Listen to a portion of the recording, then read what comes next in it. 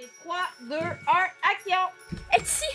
On avait comme un désir profond de faire un conte pour tous qui va plus dans le côté merveilleux, fantastique. T'sais, Coco Ferme était très ancré dans le réel. C'est à propos de la révolution paysanne. Mademoiselle Bottine est inspirée de Bac et Bottine. C'est une histoire très humaine. Puis là, on avait vraiment envie d'offrir au public un film plus fantastique.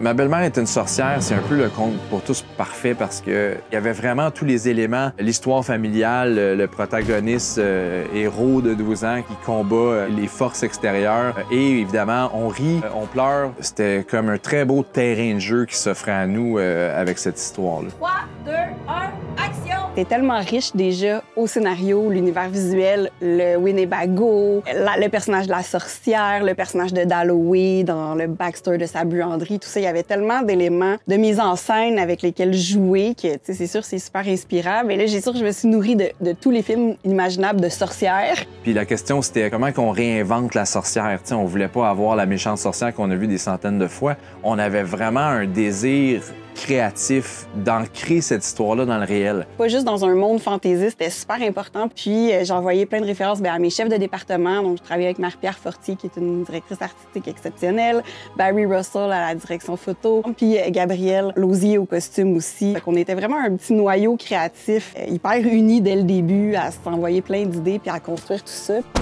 L'univers sonore aussi était hyper important à définir, à travailler. Puis on avait quand même une volonté de souligner les éléments de magie, mais sans que ce soit trop abracadabrant, que ça soit pas trop exagéré, mais quand même d'avoir des petits sons un peu à côté de la réalité. Quand Jeanne regarde Margot d'une certaine façon, quand Margot entre en relation la première fois avec la boule de cristal qu'elle voit dans le Winnebago. Fait que ça a été, et pour la conception sonore, là, Sébastien Bédard qui s'est occupé de la conception sonore, qui a travaillé dans cette direction-là, mais déjà avec François Larochelle au montage, on a placé ces éléments-là là, au montage offline.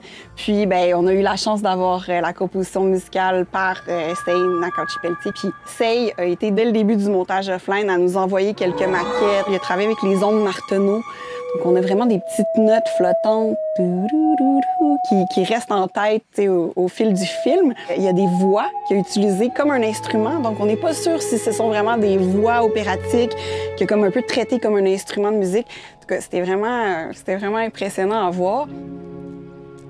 C'est quoi pour moi la vraie magie? La vraie magie, je pense que chaque humain, on a tous un petit pouvoir caché en nous. Et le but de la vie, c'est d'apprendre à le laisser s'exprimer puis le laisser sortir. Puis ben, des films comme ça, j'ai l'impression que ça le fait ressortir la magie chez, ça peut-être l'air quétaine, mais chez tous les collaborateurs puis les acteurs. Puis il y a vraiment quelque chose de magique qui s'est passé. C'est rare, quand toutes les étoiles sont alignées, c'était vraiment un projet comme ça. J'ai vraiment senti cette énergie-là.